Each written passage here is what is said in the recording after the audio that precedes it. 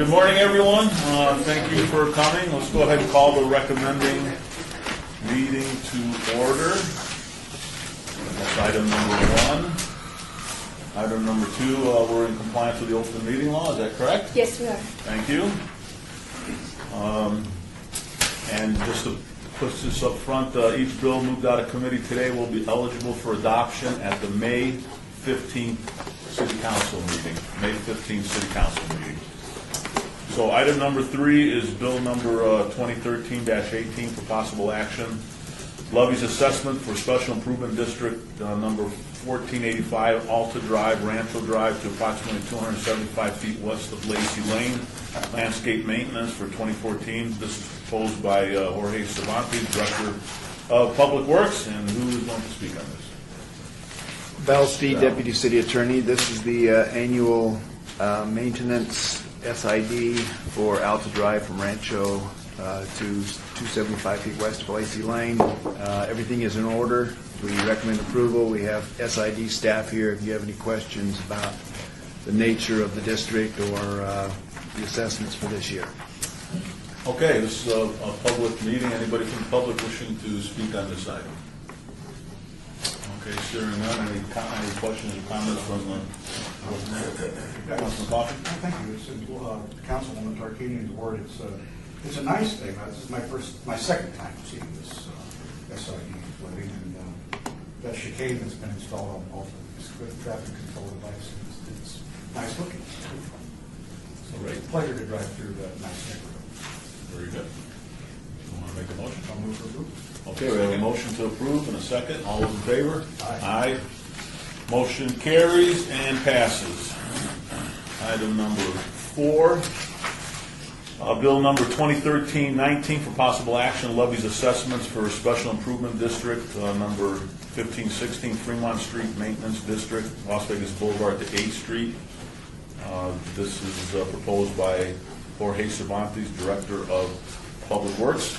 Value to this also? Yes, Val Steed, Deputy City Attorney. This is the annual maintenance district for Fremont Street from Las Vegas Boulevard to 8th Street. This is a commercial area vitalization project as designated under state law. We again recommend your approval. We have SID staff here if you have any questions about this one. Okay, this is a public hearing. Anybody wishing to be heard on this item? Okay, seeing none. Any questions or comments from the committee? I've had no complaints. It's been my word, and everybody seems to have settled down in the routine, and nobody's complaining about the price. It just looks real nice now. So therefore, I'll move for approval 2013-19. Okay, we have a motion and a second. All those in favor? Aye. Opposed? Motion carries and passes. Item number 5, bill number 2013-20 for possible action amends the Unified Development Code to authorize non-residential uses above ground, floor level, and mixed-use developments and clarify the requirements for entryways to such uses proposed by Flynn Flagg, Director of Planning. Hi. Hi, Mr. Chairman, Doug Rankin for the record. This will allow mixed-use projects to have commercial components that extend above the ground floor level. When the ordinance was originally written, the concept was that there would only be ground floor commercial, but since then we need to make some changes to that and allow the commercial to move throughout the building somewhere and not be stuck on the ground floor. It also will allow a concept that we didn't think of at the time we wrote this is of a lobby that could also have a residential component to it and a commercial component, so you can access the commercial or the residential through the lobby, and that'll fix that. And hopefully there won't be any future issues with mixed-use projects. Okay, very good. Public hearing. Anybody from the public wishing to be heard on this item? Seeing none. Any questions or comments from the committee? I have a question. Councilman Hoffman? Thank you. I understand this. It's a long time coming. What I am curious about is now that we finally allow residences above commercial in the commercial areas. We do have a live-work ordinance where we do allow that. Jewel is one of those examples, that building located on 4th Street there. As a matter of fact, they came to us with a concept and we saw a hole in our code and fixed it. They have a different concept now. They don't want to do that where they were going to have the commercial extended from the first floor to the second floor. They really want to use those as live works and we're making changes to our live work ordinance. When it was originally envisioned, it was pretty restricted. It only allowed such things like things you could do in your home already, which are offices, very minor items. We're looking at a full commercial live work program, and we're working with building safety to come up with a code change to that, which will be coming, I believe, to the Planning Commission in June, and this committee will probably see it in August. Does this kind of a change require changes, not going back to the bill? Does this require changes in sprinkler requirements or anything like that? It should. This bill shouldn't require any changes in that. The bill that we're working on for true live work may require the residential to be sprinkled, but we're not sure yet. We're working with building safety and the building code to make sure we can address those issues.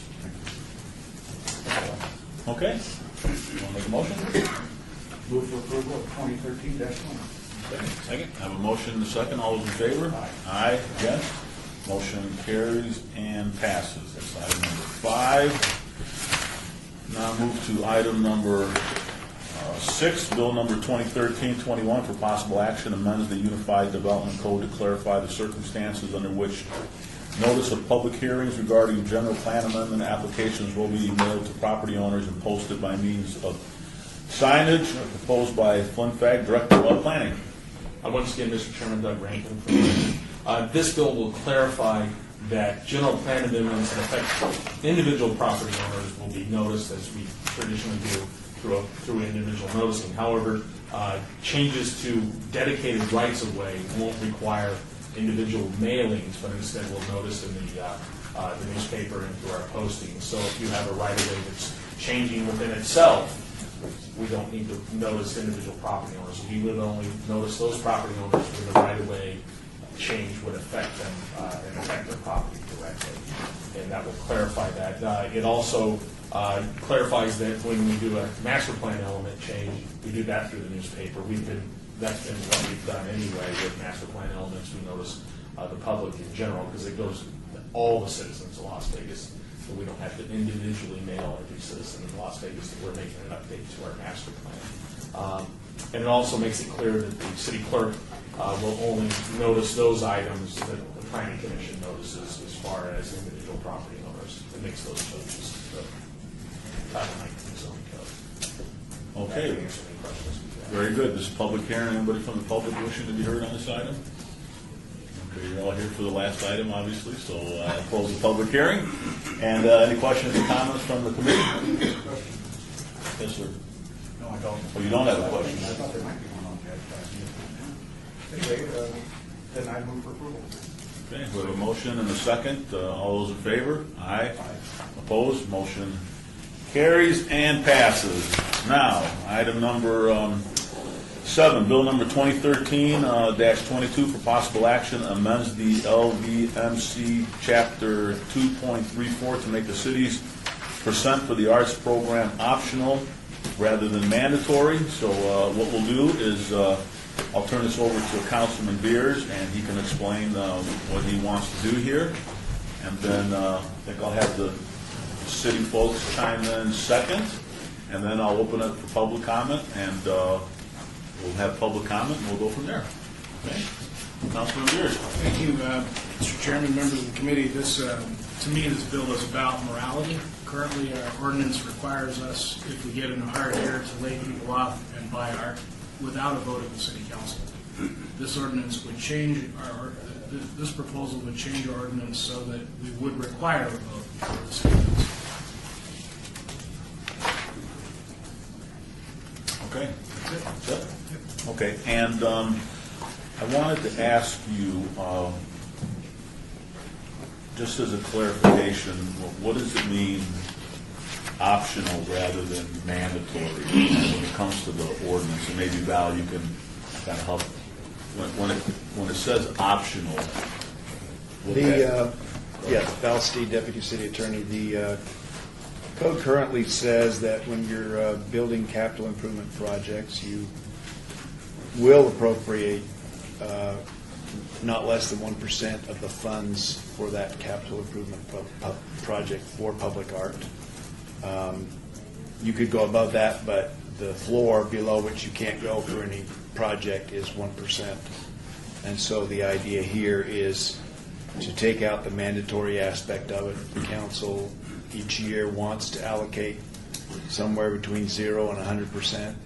100%, of course, being unrealistic. The council can do that, but it can also opt not to fund in a particular year. So that's the concept. So the 1% from the capital improvement project, that would go away, and we would just, if we wanted to create monies for arts just in the general, just in the budget process? Well, you might say, we're going to go ahead with 1% this year. The following year, you might say, we can't afford that, we're going to go with 0.5%. That you'd make that decision each year based on the Okay, so the way, circumstances. the way you see this, there would be an agenda item Exactly. specifically to fund the arts. Right, it might be part of your CIP budget each year, It could your be in the capital budget. improvement But it budget. would have nothing to do with capital improvement projects.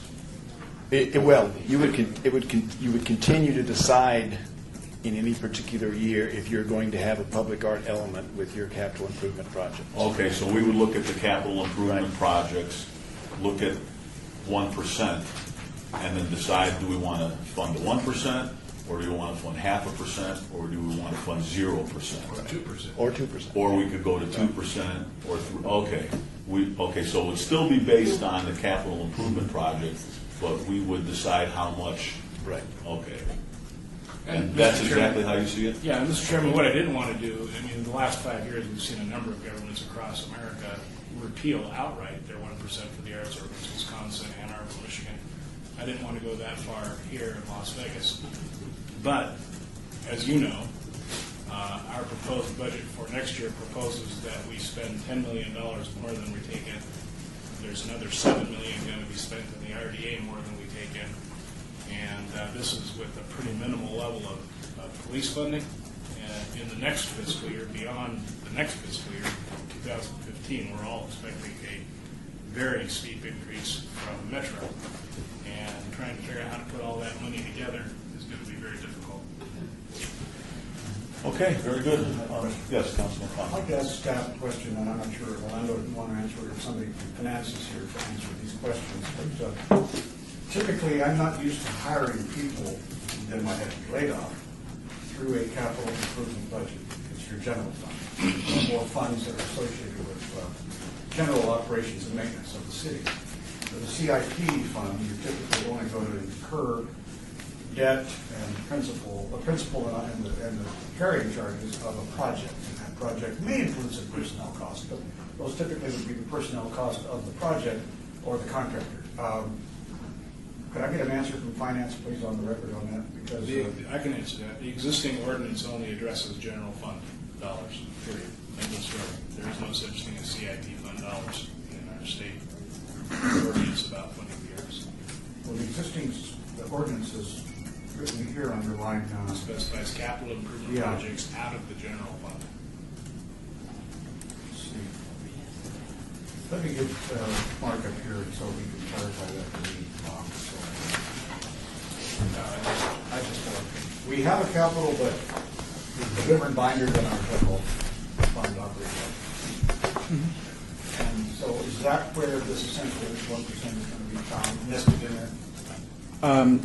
This is not like Solomon-esque or anything, but I think Councilman Beers characterized it pretty accurately. To the extent that we're transferring general fund money out to capital projects and saying 1% of that's got to go for the arts, that is 1% that's coming from the general fund. That could have been used for something else. But let me also pose a different scenario, which is to the extent that we sell general obligation bonds that are funded out of general fund money, you can't use bond proceeds for anything else other than capital projects. You can't use it for operating. So in that case, what you're doing is you're scoping back the project. I'm using public works terms here. I don't mean to provide a value judgment on any of this, but to the extent that we're going to say 1% of that's got to go towards the arts, that means 1% less for the project itself. But that 1% on a bond issue couldn't come back to the general fund to be used for hiring people. But and I don't know. I think in the report I brought it with me. thought about it, wasn't it? Did I leave it over there? Donetta, how much on that report over the inception was funded by bonds versus funded by general fund? That's the Solomon piece For of the this. annual investment. I would say there was probably 35, 45 Of the how much total? of the total, of the total amount of money that was transferred or bond was 138. And so roughly a third of the percent for the arts was funded by bonds, which could have only been used for capital projects. The other two-thirds theoretically could have stayed in the general fund to be used for other purposes. And I think that's Councilman Beer's So, point. we're both right. I told you it was very Solomesco. It depends where it comes from. I know because I'm used to bond funds operating. I'm used to percentages being taken from bond funds for certain things. Mhm. I'm used to carryovers from bond Mhm. funds, unspent interest, with less than we thought, and so on. So we got a little extra we could float, and we continue to operate that particular type of budget on these. I don't want to say slush, but it's like, some things just don't get spent. And let me just add one other issue with it, is it's not necessary that we take the 1% out of the bond proceeds. That would make sense if the arts was for that project. If the arts wasn't going to be for that project, then theoretically, you'd have to take the 1% out of the general fund to make up for that. And I think that's back to Councilman Beer's point. And many jurisdictions have in their ordinances language that addresses the different sources having requirements. And so exempts sources that are required to only be, I don't know the language they use, but there's an attempt to segregate incoming dollars into those that we have flexibility and those that carry restrictions. I think trying to get to that. However, we still have only been pegging this portion of our capital projects, if you will, based on the capital budget, not the general operating. And that's true. And you'll see from the report that during the Great Recession, there wasn't any new money going into percent for the arts, because frankly, we weren't funding any new capital projects with general fund money either, which may not be a good thing either. We've talked about that as to, when you go through the recession, you tend to scrimp on the things that you probably should be doing in capital just because you can push it down the road a little bit. I mean, I guess I'm used to, I chair the capital improvement projects committee in the legislature. I was thinking, well, let's face it, I suppose all money comes from money which then goes to a general fund, which is then appropriated to capital improvements. But we don't hire people based on capital improvements in the legislature. I suspect we don't do it. So according to your spreadsheet, since 2005, there's been almost 1.4 million appropriated through the 1% to the arts. I think that's correct. The high year was 2006, where it was 730,000. The low year was 080, 10-0, 12-0, 13-0. This has actually been updated. Yeah. Yeah. This has been updated, There was a transfer made earlier, a couple of months ago, was it not? the 13. Remember that, Donetta? What we did was, we found an error in FY11, and then we made the transfer in FY13, but it was really applicable for that 80,000 in FY11. That's on the new schedule. So what was 11, 80,000? 80,000. So what's 13? 13 right now is sitting at 0. It is still 0. But the But 11, but the 11 wasn't paid till 13. Correct. Oh, I got That's- you. Yeah, that's the okay. issue. There's a footnote that explains what happened. Okay. All right. Okay, I guess that's been explained, so, thank you. Nancy, did you want to chime in just yet, or?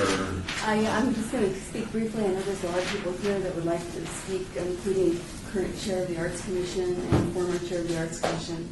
So I just want to say that, and I think we talked about this at briefings, that we kind of look at this, well, we kind of feel it's important in so many cities that do have it. Unfortunately, some have rescinded it, but for the majority of cities in this country that have had the percent bonuses, they still have them. They're healthy. The county just recently got their ordinance. The city of Reno has their ordinance. The state has the ordinance.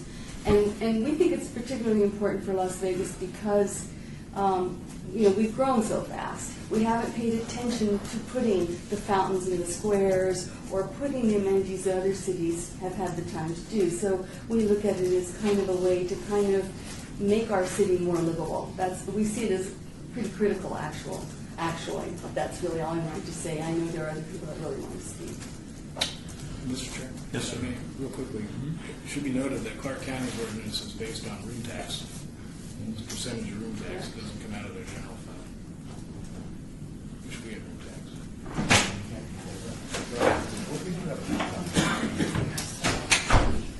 Okay, thank you. 5% I think I'll go ahead and open up for public comment now. I think I'd like to start with Bill Marion. I was talking to him last week and ended up finding out he was a guy that was around when the ordinance was drafted, so he can give us a little history on that, and then I'll follow up with the chair of the Arts Commission, and then we'll go from there. Thank you. Bill Marion, 3455 Cliff Shadows Parkway. I was chairman of the Arts Commission for several years, once back in the early 90s and then again in the early 2000s. I was the chairman when the Percent for the Arts ordinance was actually enacted and adopted. And I can tell you that of all of the projects that we worked on with the Las Vegas Arts Commission, I think that is the thing that I am most proud of, because it put Las Vegas into the running with other communities that are progressive and that recognize the value of the arts into the community. The Percent for the Arts ordinance on a capital project, we intentionally designed that so that it didn't just apply to that particular capital project. I mean, it would be one thing for you build this wonderful city hall, and then the 1% that would go to it would go to artwork in that city hall. But then what about all of the other elements of our community where there are no public projects going on? So some of those funds can be used to build, for example, the Policeman's Memorial, which I think is a wonderful accomplishment of the Arts Commission, or the Fireman's Memorial, or the tribute to LaBertha Johnson in LaBertha Johnson Park, which is a tile, almost like an obelisk, that tells the story of the civil rights movement in Las Vegas. These are projects that wouldn't happen if we didn't have a Percent for the Arts ordinance to fuel them and feed them. We've done projects, for example, in the East Las Vegas Community Center with the artwork out front that has made that courtyard a gathering place for people, because it's the artwork that stimulates their imagination. Just coming out here, I looked at the whimsical artwork that's in the little plaza outside of the lunchroom. Imagine how drab that plaza would be without having those wonderful figures there to make you smile, to make you laugh, to engage you. I'm reminded of the flashlight at UNLV. When that was built, it was very controversial. But Klaus Oldenburg, do you know how many communities wish that they had a Klaus Oldenburg sculpture? And look at what's happened since that sculpture was put in. It is now, it was controversial. People said, a flashlight, why would we put a flashlight out there? It is now the logo for the university. It is universally accepted. When you say you're going to meet at the UNLV, where do you say you meet? Oh, let's meet at the flashlight. But the most important thing to me when I saw that flashlight go up was looking at the adults who were critical. And they've got a critical and jaundiced eye, and they stood back and looked at it like this. But then I looked at the kids. And what did the kids do? In their innocence, they embraced it immediately. They played inside the fins. They ran around it. To them, that was where the real meaning was. And that's the kind of attitude we should have about incorporating art into our city and having the city itself as the beacon of our community, embracing the arts and promoting the arts and saying, and we're going to be there with you, because we want our businesses to do the same thing. We want to create a visible space and a livable space where art is what we live for, not just what we work for. So I would encourage you to keep this ordinance. I think that it has helped the city of Las Vegas. I think it has enhanced our reputation, and I think that you'll see the effects of it for many, many years to come. So I encourage you to keep this ordinance. So just to ask you a question, you were the chair of the Arts Commission. Did the Arts Commission come up with this idea to fund the 1%? I'm not going to say that it was the Arts Commission. The funding of a 1% out of a capital funds budget is a standard across the country. So what we were doing, and we held numerous public meetings, we held numerous engagements where we brought people in from other cities to talk about what their percent for the arts ordinance had done for them over the years. So we probably spent 3 years having a public discussion about the percent for the arts ordinance. And then Mayor Goodman embraced it because it really did add to his vision of what he wanted to do for downtown, as well as what he wanted to do for other areas that aren't Summerlin, that don't have the Summerlin kind of budget. And so he saw this as a legacy that would last for a long time. We were the facilitator of it. We didn't create it. It was created by the City Council, but it was done with the advice and the assistance of the Arts Commission. Very good. Okay. All right. Thank you very much. Sit down, sit down. Are you old enough to remember the flashlight at the beginning? I hate to say this, but I was a student there at the 20 time. years ago. Yeah, I was a student I there. remember when it was put in. I was active on the campus as an alumnus, and I think I thought it was so silly. I'm trying to think, what in the hell? And that was a lot. It was a lot of money, as I recall. I forget where the money came from, but it was a lot of money. A good chunk of it came from the National Endowment for the Yeah, Arts. and I remember thinking, oh my God, it's pointing in the wrong direction. It's going down into the ground. Can I talk about that flashlight for a second? Because it's really an amazing thing. By Elijah. But let me tell you. It grew on me. Oldenburg did two things. The first thing that he did was that he recognized that Las Vegas is the city of light. It didn't need another light source, so he did the exact opposite of it. He had the light shining into the ground. But here's what you need to do. Go take a look at that and imagine that flashlight turned horizontal. He went out and took photographs from up at Red Rock Canyon of the Las Vegas Valley. And if you look at that flashlight horizontally, it is a silhouette of the Las Vegas Valley. It slopes down, you get the two ridges for Sunrise Mountain, and then it slopes back up again. It is an exact silhouette of the Las Vegas Valley. You mean in the Pittons? No. When you turn it, the little push button on the handle, that's Frenchman Mountain. No. Okay, thanks for that history. Yeah. I'm a little passionate. Thanks for coming down. Thank you. It is growing after a while. It is a place to be. Okay, we have the chair of the Arts Commission, Ms. Parrott. We want to come up here and... Maura Parrott, and my address, 10316 Bell Mountain Court, Ward 4. Bill spoke very eloquently about the value-added benefits that don't always show up on a spreadsheet. So I want to comment on some points that I've heard, and I do have a Claes Oldenburg story, though. My undergraduate alma mater raised $1 million for Claes Oldenburg to put on campus. So it is he is a sought-after artist. So I think we got a bargain here in Las Vegas on that one. That was in the mid-'90s. To start out, I guess I should say that as a representative of the Arts Commission, we did vote at our March meeting to support the continued ordinance as it stands, the status quo. Had you seen a draft of the ordinance that I proposed? At the March meeting, no. We had not seen the amended draft, and we haven't met since. But I think our vote it was a unanimous vote. Not everyone was present, but it was a unanimous vote. I think our vote would still stand because I see the language of this draft. It allows for inaction on the part of the council, and that's what concerns me. So in effect, it's almost like rescinding the ordinance. And I see that. And I wanted to ask, what does other related matters mean at the top of the ordinance, and to provide for other related matters?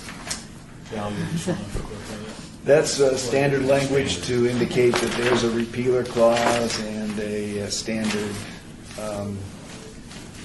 clause in there if the ordinance is found invalid. It doesn't include anything that you don't say. It's just a legal thing that has to be. Okay. It's lawyer talk that nobody understands. Right, exactly. So, All right, just checking. Also, I'm a little bit familiar with the Ann Arbor situation. I think their cap was at $250,000. There was some bit of a scandal in where the funding was coming from. They were taking things from their water district, I think, and also one of the solutions or alternatives proposed was to hire a couple of staff to weigh alternatives, which I thought might cost almost as much as what their cap was on their ordinance. Also, one thing I'd like to say about this ordinance is I don't see it as an exchange for art in a bad year.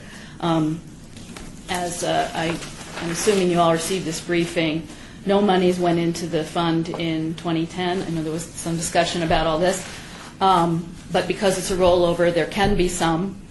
And at the bare minimum, we are responsible for the maintenance and upkeep of the collection that we have.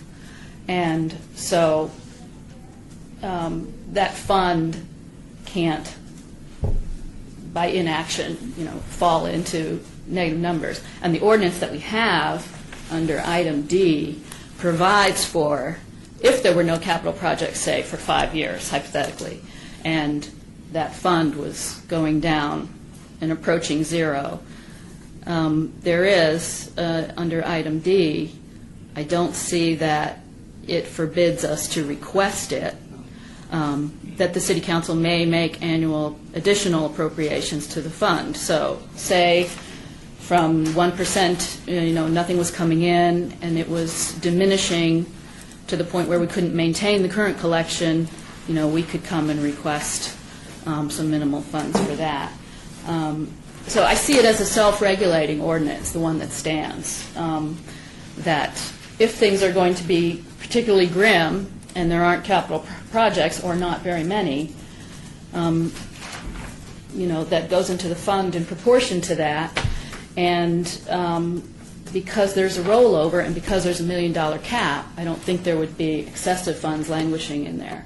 On any given year, we've never had too many. Now, it looks very variable here, and looks like it's up and down, but because of the rollover, it's not quite as erratic as it looks on this list. Also, this is speaking a little bit to, there's an economic return also on this percent for art. I see it as an investment, not just a purchase of something that's tacked on that can be dropped that easily. There are people behind percent for art. There's a Washington State percent for art research that reported 42 to 43% goes to direct purchase of materials when you have a large public art project. 6 to 6.5% of the project money is returned in sales tax. 9 to 10% is spent on overhead, studios, utilities. 30 to 30% goes to pay the salaries and wages of the artists and subcontractors for the fabrication and installation of work. So the artists are buying their materials locally. They may be hiring contractors to fabricate. So some of that money is coming back into the economy. It's not just a sunk cost. I think those are the main things I wanted to touch on. And I think those are the main points I wanted to carry across. I know there are other people who have other things they would like to speak to. Thank you. Okay, now we'll open it up to the rest of the public comment. Anybody wishing to be heard, just one at a time, come on up here. If you could just keep your remarks as brief and to the point as possible so we get everybody through here at a timely manner, and then we'll close public hearing and go from there. Yes, sir. And make sure you identify yourself. I'm Mark Abelman. My address is 5304 Rosario Court, Las Vegas, Nevada 89130. First, I'd like to thank you for your time. I think this is an important dialogue to bring us together as a community, so I'm very appreciative of that. The 1% for public art is extremely important, and I'm speaking as a business owner today. I am also the president of the AT&T Arts District, but for me, when you have an Oppenheimer that was placed, the paintbrushes in our area, it's important as a business owner to see the community that's been developed in the Arts District, and it has brought me down there because of that public funding. And I think when you look at that and the private money that follows, it's an important component to develop and revitalize any type of community. I think that it is long-term, and it's a very important component to bring businesses down and bring that up. If we are to eliminate it, I think that that would show us that we're kind of short-sighted, and we're just now beginning to see the signs of the growth in the arts district, and the businesses are coming down. And it is really proven in towns such as Austin, Seattle, Portland, that the arts in the heart of any city fuels the growth. So I really do encourage us to maintain this 1%. Thank you. Thank you. Can I ask a question, Mark? Sure. Mark, Yes. you know, I've been watching the paintbrushes, I've been the concept, finding the direction of the paintbrushes. Ran out of money, you know, and only half the paintbrushes were installed, I think. What do we do? What does Oppenheimer say about that?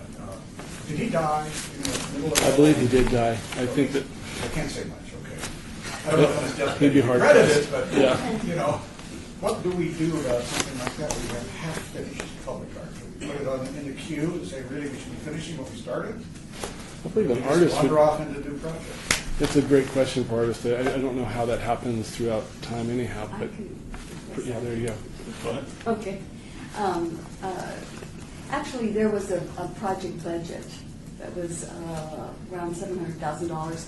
Half of it was from percent money, and half of it came from NDOT, I believe. So it was a matching grant. It wasn't so much that he ran out of money, it was that the paintbrushes were expensive. And the archway, he said, were there, and it is true, he did pass away.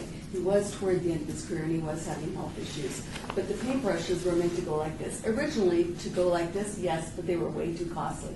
It wasn't as if he had started it and then ran out of money. That didn't happen. We knew exactly what the budget was. It's still half-finished. Well, I'm just wondering, Nancy, when we think about that, because it's something that to consider the failings of these kinds of projects. You got artists have a hard time conforming to the budget, it's understandable. But we really have to conform to the budget or we'll cheat ourselves out of other projects. I mean, a lot of projects could have been built. And maybe we should continue to think about setting aside funds when it does come up. If we do keep this bill in the deep freeze for a while, there will continue to be a 1%. But should we think about finishing the artist's conception? but his conception was, and we have his original renderings, was doing one this way and one that way, looking up or down, Charleston, however you look at it. That was his, because of and they are expensive, the paintbrushes were expensive. Had he done something that was static and didn't have LED lights and didn't move, he may have been able to do just a static arch on both ends, but that's not what his concept was, nor was that what the Arts Commission chose. So if he were here, and his widow is, and we still do deal with his widow, he would probably, and she would probably say, this is exactly what was approved. Because the process is, you bring the artists in. We're so far away from each other, but Right, so you have to look down the street to see them. you have to really know what you're looking for. Correct. Know what you're looking at. Correct. And so that makes it a little bit of a guess job as to just what in the world that is. Correct. You have to know to look at it from a certain angle. But the Arts Commission always approves the renderings. We can't get into a project and have it half-fail because the process of the Arts Commission wouldn't allow it. Well, I'm just wondering, what it would cost to finish the project. I still consider it half done. Well, let Okay. me know later. Thank you. Thank you, Mark. Thank you. Okay, who is, next person?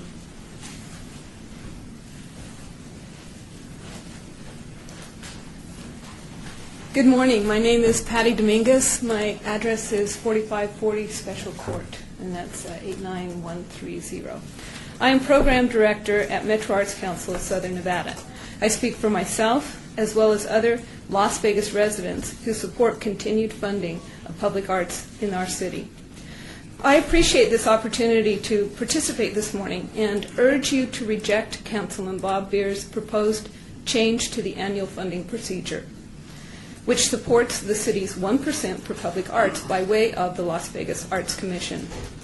Through a multitude of studies and reports, we have been made aware of the positive impact that strong arts and culture programs have on regional distinctiveness, quality of life, community building, pride of place, the draw of tourism, and the development of critical thinking and socialization skills in our education systems. The universal language of art can serve as an access point, bringing together people of many different backgrounds, ages, interests, professions, and experiences. However, the impact of arts programs to support the general economic development or redevelopment of a region is often underplayed or completely ignored. In 2011, Metro Arts Council partnered with the Americans for the Arts to conduct a year-long economic impact study in Clark County. Results were released in June of 2012.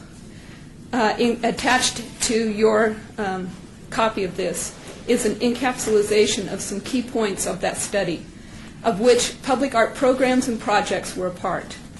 The Arts and Economic Prosperity Force study provides compelling evidence that the nonprofit arts and culture sector is a $56.3 million industry in Clark County, one that supports 1,537 full-time equivalent jobs and generates $4.5 million in local and state government revenue. Nonprofit arts and culture organizations, which spend $34.7 million each year, leverage a remarkable $21.6 million in additional spending by arts and culture audiences, spending that pumps vital revenue into local restaurants, hotels, retail stores, parking garages, and other businesses. By proving that investing in arts and culture yields economic benefits, the Americans for the Arts and Economic Prosperity study lays to rest the misconception that communities support arts and culture at the expense of local economic development or jobs. In fact, communities that support arts and culture not only enhance the quality of life, but they also invest in their economic well-being. This report shows conclusively that arts means business in Clark County. Public art springs from personal expression and is accessible to all. When shared with others, art can also become a tool for communication and education, where words alone fall short. One of the most important aspects of my position with Metro Arts Council involves networking and facilitation, both within the arts community and between the arts community and the community at large. Whether you agree with the design or not, public art serves as a link between artists, organizations, establishments, and society at local, state, national, and international levels. It encourages dialogue, exploration, and innovation, particularly when the art of local and non-residential artists can be brought together to stimulate new ideas and further generate the true power of art. A mature, successful community uses art to express its character. Support of public art through consistent funding is important.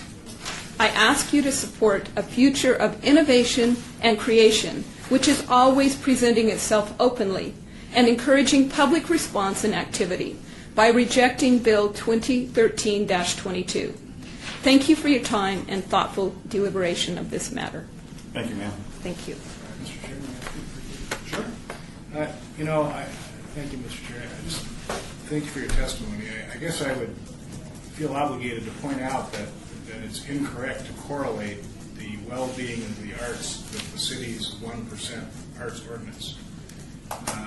Nothing speaks to me more highly than that lack of correlation than the fact that in the year of your study, the city of Las Vegas contributed less than 1/100th of 1% of the $56 million that you're claiming here. Indeed, but yes. Public art refers not to who bought it, but who gets to see it. Right, but public art was done in more than places than just Las Vegas in Clark County. And so we're looking at a county-wide survey. So Las Vegas was not the only one supporting public art. I was indeed myself working on coordinating a public art project with the county at that time. And that's where these figures come from. I believe that we run into a very slippery slope when we decide that it's not important to fund public art every year. For government to fund public art. For people, I agree. people. People have been for Right. thousands of years. And the public was brought into this procedure, and they voted for this. They voted for the people who passed it, and they let the people who are in government know that this was something they wanted to do. You had numerous public meetings on this, and if the public did not support this as a majority, it would not have passed. But I think, as you know, Ann Arbor put a ballot question on for property tax to support 1% for the arts. Ann Arbor is one community. Okay, very good. Thank you, ma'am. Thank you. Next.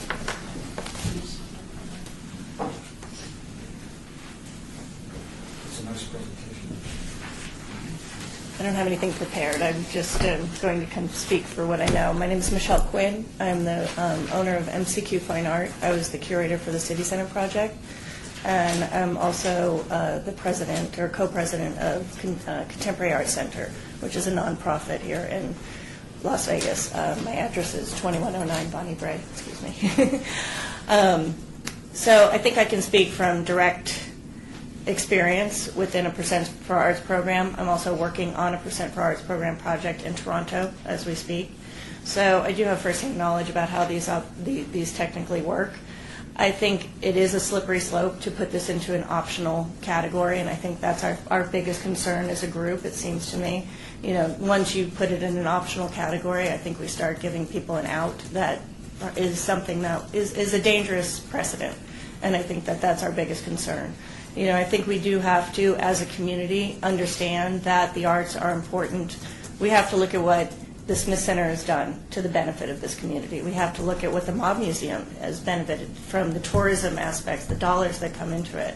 And I think that those are things that we have to respect and realize that as a community we're going to grow intellectually, spiritually as a community, and it's not just about being within the arts district, it's how are we bringing this into the global part of Las Vegas as a community, and I think that's something that we really want to support ongoing and continue to do so.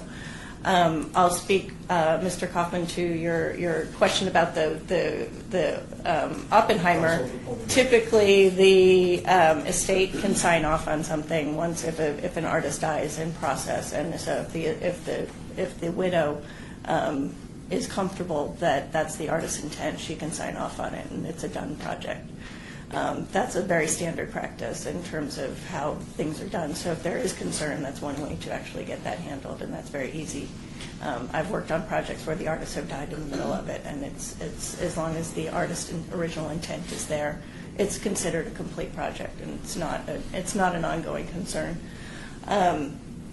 Staying within a budget is something that is obviously something that is critical within these type of projects. So I think that's something that, you know, as you continue to grow, you set your budget and you plan accordingly. It's a very easy process. I was probably one of the few people that came in on budget at City Center, so we were able to put all that work in.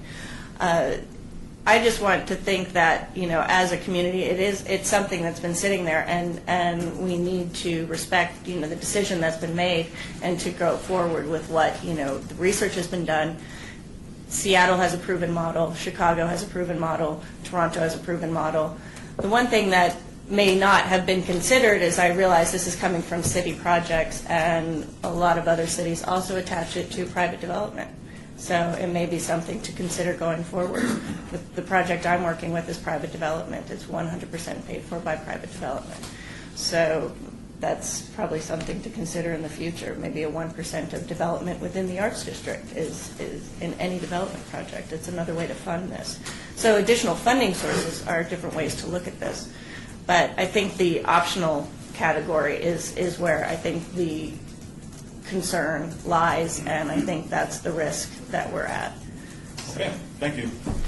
Anyone else wishing to be heard? Come on up.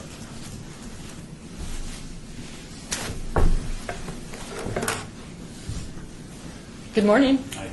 My name is Julie Murray. For the record, my address is 353 East Bonneville, and I'm the president and CEO of the Moonridge Group.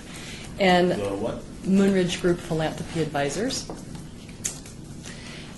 I've been in this valley all of my life, and most of you know me as a community builder, where I adopted children out of City of Las Vegas housing project site, put them through college, and just finished that last year with an 88% graduation rate. Have built Agassi Prep with Andre Agassi, and launched the 3 Square Food Bank, starting it in my living room. And the common thread throughout my life has been providing basic human needs to fragile seniors, children, and families. And as I look at what we did with 3 Square, providing food to children after school and on the weekends, or to seniors with fresh fruits and vegetables, I was always interested in the basic human needs, food and shelter, food and shelter. So it wasn't until I left 3 Square in 2006, from 2006 to 2011, and went on to do more community building, that I met a woman named Joyce Strauss. And Joyce was an art teacher here in the Valley, and I met her through some new work I was doing in the arts in downtown Las Vegas. And the thing I learned from Joyce is she would put her arm around me and say, "Sweetie, I love what you're doing with the kids and the seniors." She said, "Well, you've been providing basic human needs. I've been teaching some of those children and seniors in my art classes in my home." And she said, "You're fueling their basic human needs, but it's through the arts that the children are able to express themselves, have their heart and souls touched, and just have more vibrancy in the community." So I realize that budgets are difficult, and I commend the City Council for what you do with balancing the budget. It's a very difficult task. My 3 Square budget was $55 million a year annually, and I know that it's very difficult. You don't ever want to lay employees off. You have to balance a budget. But my request for you is something I've learned twofold, 2 lessons, one from Joyce Strauss and the other from my children. And if you see them, they're now grown up, so please, don't know if this is on the record, don't tell on me that I'm saying this. But first from Joyce Strauss, the arts have a way to touch your heart and soul, which is equally as important as basic human needs of food and hunger. The second thing I've learned is that if you tell, as a parent, your children, or as a CEO, if you tell your employees that something's mandatory versus optional, the optional gives them so much wiggle room to not move forward. And I know that Councilman Beers has mentioned that this is just optional. So when good times are here, the arts will be funded. When the budget is tough, you don't want to lay employees off, so it may not be funded. But what I've seen is that when something's optional versus mandatory, it's just one of the items that gets tucked away. And I have loved some of the new work I'm doing in the arts in downtown Las Vegas. And I believe that if we don't have public art, if it is mandatory or optional, will be the difference between, as downtown's coming alive and it's going through renovation, whether or not it will be a vibrant place to live and work. I look at what Tony Hsieh's doing with his $350 million that he's developing in downtown Las Vegas. I applaud him, but the most successful projects are ones where they're a public-private partnership with philanthropy, with business input, and cities. As you look at Seattle or Portland, those are the most successful models of public-private partnership. So I have the utmost respect for Councilman Beers, and he knows I have the utmost respect for him. But I just think that if this bill is passed, it will become optional, and there will be years where there'll be 0, 0, 0 support for the arts, and downtown will come alive with really great buildings and great real estate, but the heart and soul of what really inspires people will be left aside. So I humbly ask for your rejection of Bill number 2013-22. Thank you. Anyone else wishing to be heard on this item? Come on up.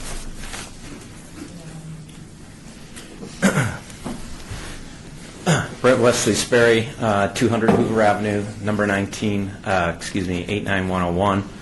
Good morning, everyone. Thanks for your time. This is what everybody does before 11 a.m., I see. A couple of points I want to touch on really, really quickly, because I know a lot has been said in covering the arts. I'm against this bill. I believe it should be mandatory. In fact, somebody suggested it could be 2%. I would love to see a bill where we push that number up. I'm a little disappointed to learn that in prior years it's actually been 0, despite this 1% that has gone to fund the arts. I think that's a problem. I'm a gallery owner in the Arts District. I came to the Arts District because I wanted to give something back to the community. Art galleries typically do not make money.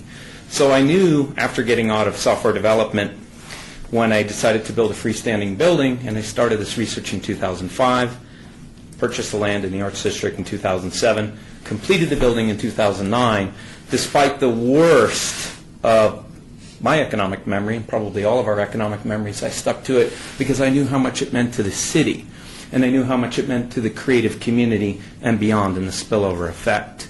I've been a lifelong businessman, entrepreneur, photographer, and artist myself. I reject this bill because as a community that is growing, as a community that is becoming more sophisticated, as a community that survives on cultural tourism, we need to continue to have public art. And so I encourage you to reject this bill. I encourage you to find other ways to fund public arts. It is because of the declaration of the Arts District. It is because of Oscar's vision and many, many others, some in this room, some unfortunately who have passed away, like Jack Solomon, like Joyce Strauss, that I moved to the Arts District. It's because of the Oppenheim brush and because of the flashlight that I got involved, that I spent serious dollars here, and that Sam Cherry got involved and spent serious dollars. And Wes Isbut Miles and Tony Shea, and the list goes on and on and on. Julie is now down here. Michelle Quinn is now down here.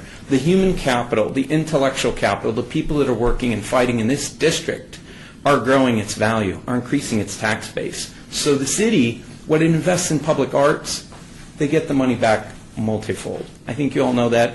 It isn't even up for debate.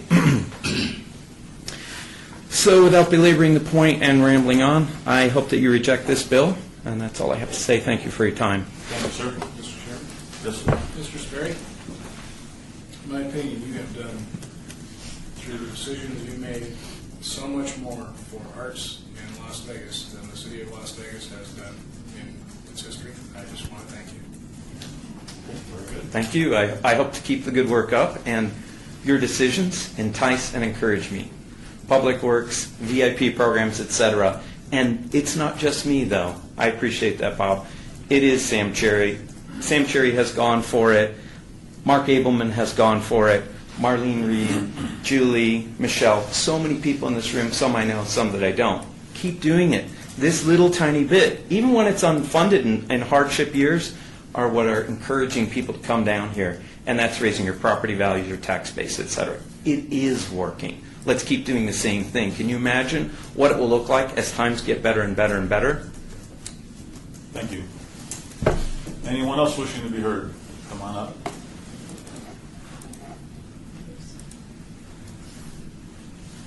Morning. Bobby Ann Howell, 1923 Sutro Lane, Las Vegas, 89106. Thank you all for letting us speak today. Publicly, I want to say thanks, Nancy, for all the work you've been doing over the years. You've been a mentor and good force in our community for the arts. I appreciate it. Boy, the first time I talked before City Council about the art, I think it was 1977. So I'll start aging myself. When the City of Las Vegas brought artist Bob Beckman to Las Vegas as the artist in residence. And I was a junior or sophomore at Western High School, where we were allowed to work with a professional artist doing murals for the City of Las Vegas. The mayor at the time supported that, brought him to this community. I learned a great deal about working with business, about budgets, how to put them together, how to go before councils and other businesses to make presentations that put me through my undergraduate school. I did murals and other projects all over Texas and Illinois that helped me. And those are things I learned directly from a program that was seeded by the City of Las Vegas. I think most of those murals are gone now, but the postcard lives on somewhere, if not in my mother's scrapbook. So I'm a visual artist who was born and raised here, been away, looked, got to graduate school, come back, taught at the college. I tell my students all the time who ask me, what are we studying the arts for? I use City Center all the time. Nothing can happen. Everything that happens in a casino could happen in a warehouse. You could eat there, you could gamble there, you could drink there. That project is what it is because of the architecture, the design, and the arts. It makes an experience for the people that are visiting our city and its beauty and everything. I mean, that's just one element. We all know those make a difference. I work for Nevada Humanities. I work statewide. I just was working, going from Pahrump to Reno and back stopping in other communities. Austin, Nevada is getting ready to work on their new cultural center. They know it's a way they get people to stop in their community to see what they're about. Ely's public art program is what make people stop in Ely. I mean, you can get gas and go on to wherever you're going, but when you see the murals and you start seeing the community and start talking to people about how they feel about what they're presenting to the world, about who they are as Nevadans, it starts with their arts. And that's part of what public art does and the importance of it. I'm looking at our flag here. That's an art piece. We all know it as a symbol of our nation. It's art, it's design. We just recently looked to it to bring us together. It's very important. I hope that you keep this % for the art, and I would like to think that it seems like every few years I've got to come and try to make it so that my own city, which I used to be proud to work for when I worked for the city, supported the arts and culture, and we were innovative and moving forward, and I'd hate to see us moving backwards. You know, Paducah, Kentucky would be ahead of us. Fayetteville, Arkansas would be ahead of us. You know, Salt Lake City, all of the other cities that are similar in size and community that look to how they develop who they are. How do we tell people who we are? It's how we create our cities, show our public art, show our amenities. I don't know how many Christmas cards I got this year of people who took pictures in front of the public art, in front of the Smith Center and out at the dam, and even the piece that's on Charleston by Steve Ligori, just as something else to show where they live and the sense of place that their community is. So it's very important. I urge you, and actually as a citizen, demand that we keep this. Thank you very much. Anyone else wishing to be heard?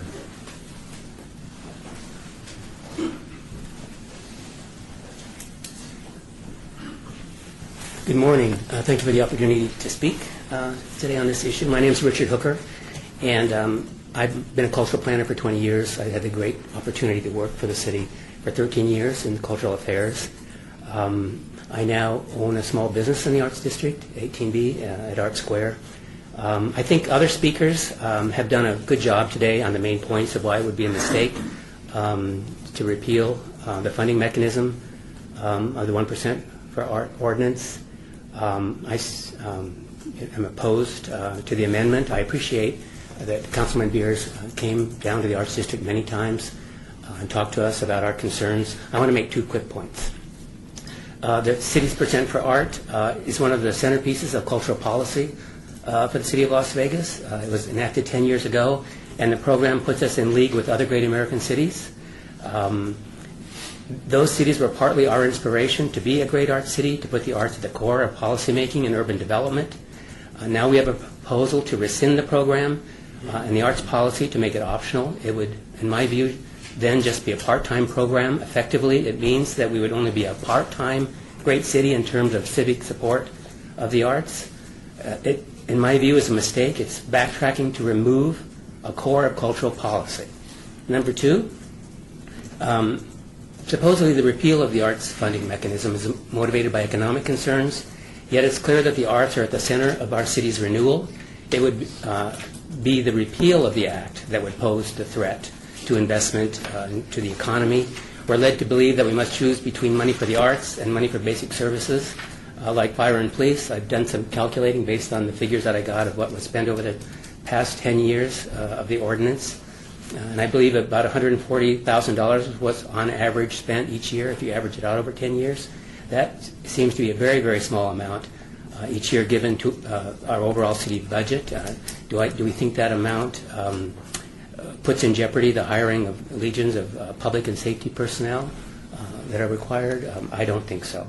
So finally, people have worked decades, especially in the past decades, to make our homegrown culture as great as the world-class brand of the Strip. It's finally happening now, especially downtown. The public art program is one component of our success.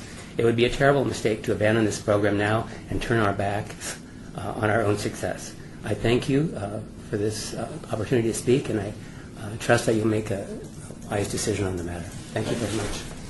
Anyone else wishing to be heard on this item? Did I use up my turn? Anybody else wishing to be heard? Just want to make sure no one else. Did you want to make one last comment? Yes, if I may. Yes, if you just make it, Hearing all this testimony reminded me of a couple of things that I'd like to add. First of all, the percent for art and public art is an amenity like other amenities that you offer a city of people with diverse interests, and is relatively inexpensive to other kinds of facilities, and it's truly democratic. It's out there for everyone. Artists who make public art are rather brave, actually, because they really subject themselves to criticism. But we've already seen one art center close in this city, and we've seen the East Las Vegas Senior and Community Center lose all its arts programming. So to keep this in place sort of at least fulfills a little bit of that amenity that I think a city should provide for its citizens' diverse interests, for the same as tennis courts or whatever other kinds of facilities. Also, that I'm not sure it's entirely fair or realistic to expect the private sector to be responsible for public spaces on city-owned property as far as enhancing those. And if there's some public money in investment, that engenders a lot of sometimes private sponsorship and partnerships for matching funds. And I also just wanted to add that, because I know this has come up in other discussions outside of here, that out of about a dozen of our Percent for Art projects, I think 10 of them we use local artists. And we have a fast track list, because a lot of times we hear of the project coming down the pipeline rather late. The program's a little bit new. We're still getting used to how that works, but and that is a list of 20 artists that are all local, and we've chosen from that repeatedly, and it's regularly updated with calls to artists, and we select from that often for these local Percent for Art projects. thank you. Okay, last chance on public comment? Thank you. Okay, thank you. I will go ahead and close public comment, and then we'll turn it over to the committee. So I guess I'll start with my comments on this. When I first heard this proposal by Councilman Beers, I thought it was pretty reasonable. I mean, it seemed like public funding for the arts should be part of the budget cycle. It should be decided by the city council. It should be thrown in with the rest of the budget discussion, and then the city council decides how much is going to be appropriated for public funding of the arts, especially when, as Councilman Beers mentioned, we are balancing that with maybe laying off employees. Things are very tough. So it sounded reasonable when I first heard about it, but I've since changed my mind because of a lot of the discussion that has happened since then. And part of that is a couple of reasons why I've changed my mind is number one is the Arts Commission unanimously voted to reject the ordinance, and I want to respect their opinion. Second of all, there hasn't been the discussion that hasn't really been surrounding the public funding of the arts. It's more how to do it, whether it should be mandatory the way it is here, or whether it should be part of the budget cycle. I haven't heard anybody say that we should not fund public arts. The problem, though, is when the city council supports public arts and they fund it, that's a good thing to me. I support public funding to a certain degree for arts. I think that's a good thing. I mean, ancient Greece did it. The ancient Rome did it. We've always had this kind of a mentality that the government and the private sector should be partnered in supporting the arts. But the problem is you could get a city council in the future that says we don't like public art, we're not going to fund it, and that's it, without the mandatory language. And that to me could be problematic. And what's interesting, and the other part of that is, as we move forward with this ordinance, I have received no phone calls, I didn't receive any emails, no comments to support the ordinance. It's been completely opposite of that. Lots of emails, lots of phone calls, lots of public comment to not support the ordinance. And that kind of weighs heavily in my decision. And what's interesting is when you look at the budget, 2005, 6, 7, when times were great, lots of money coming in, lots of projects, things are going fine. The 1% came out to 1.25 million, which is pretty good. But then when you look at 9, 10, 11, 12, 13, when we went into the dumps and the economy took a bad turn and our budget is going downhill, 120,000 went into the budget for the arts.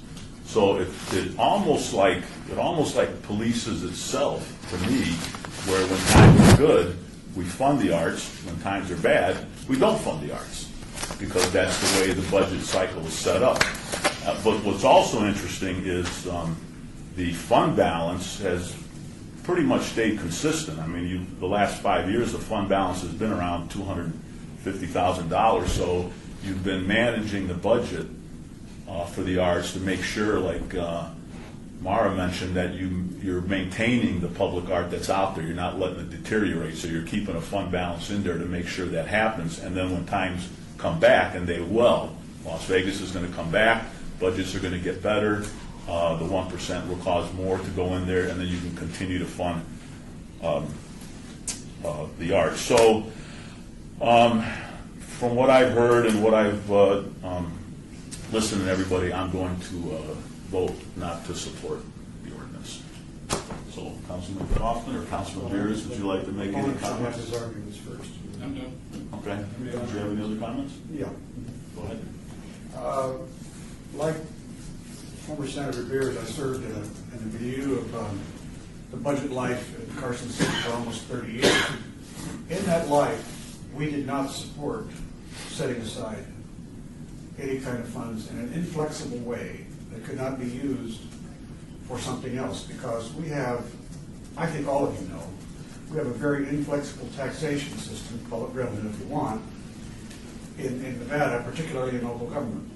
So when you have something that is inflexible on the spending side, on top of your inflexibility on the recipient side, if you will, the funding side of government, it really complicates your problems.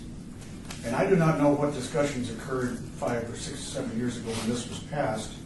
It could be that the first proposal was to take it out of the general fund, 1% of the general fund, or 0.5%, I don't know, but I'm willing to guess, because that's where you'd start, because that's where the big money is, and then you'd end up with the lesser. That's go where the money is. I would not have supported it if it had been earmarked to come out of the general fund, because that truly is where your public services are provided, your employees are paid from. And so, while your state budget doesn't have these kinds of things, and I wouldn't have supported them there, and I would not have supported this proposal if it had been from the general fund, if I was sitting on the council. I would support, based upon this idea that public funds, that the capital improvements are for your infrastructure. It is for use by the general public.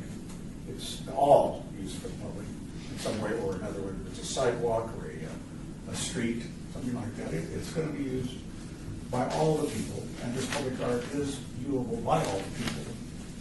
And so I won't be supporting this bill, but I caution everyone on these kinds of things, that do not expect that. You see, what happens when you have this 1% here, then somebody will say, well, we should have 0.5% for this and a 1% for that, because gosh darn it, it's important. And people will say, you're paying for it now, so shouldn't we just lock it in the budget? But remember, the city of Las Vegas has a very inflexible budget. Our constraints, our hands are tied by other people, by a legislature that unfortunately doesn't meet very often, and you know yourselves, we have a hard time maintaining. I thought that Bob's approach to this was very high principled, and it mirrors the principles that I learned in budgeting from men and women much older than me at the time, that you never tie your hands in advance of what you may need to do. But having said that, this is a different thing. technically, yes, money comes from the general fund in some way or another, general fund sources, goes to the public, the capital improvements budget, but in fact, it's still an appropriation based on projects, and these are projects. My introduction to public art was, like Mr. Marion's, the flashlight. 40 years ago, I think it was, and I thought it was silly, and I've grown to like the flashlight. Now, I've learned to stop wearing and love the flashlight. As I did the bomb. You know, the flashlight's not even in the city of Las Vegas. No, so it's I don't know not. why you're talking about it. It came up, it was a non sequitur. But it was my first introduction to public art. I swear it was the first piece of public art in Las Vegas. It may have been. So it was a real shocker for people. And anyway, I now see it. I love whimsy in public art. I love things that amuse me. They help me think about things that I don't. And I guess I don't mind if it doesn't affect me at all because it's going to help somebody else get through life. So for that reason, I will be opposing the amendment, Mr. Chairman, but with the utmost respect for my colleague who is approaching this from a principled point of view, not some sort of anti-art point of view. Okay, you have a motion to make? You should make the motion. I think it's 2-1. I move that we not approve. Okay, we have a motion. Which means returning to the full council with a recommendation to not recommend. or Not I suppose so. Yeah, not recommend. That's correct. So the motion is to not recommend this ordinance. Not recommend passing of the ordinance. So all those in favor? Aye. Opposed? No. Okay, motion carries. Okay, again, this will go to the full city council on May 15th. Now we go to the final item, a citizen participation. Public comment during this portion of the agenda must be limited to matters within the jurisdiction of the committee. No subject may be acted upon by the committee unless that subject is on the agenda and is scheduled for action. If you wish to be heard, come to the podium, give your name for the record, the amount of discussion on any single subject, as well as the amount of time any single speaker is allowed may be limited. Anyone wishing to be heard under citizen participation? Okay, seeing none, the recommending committee is adjourned.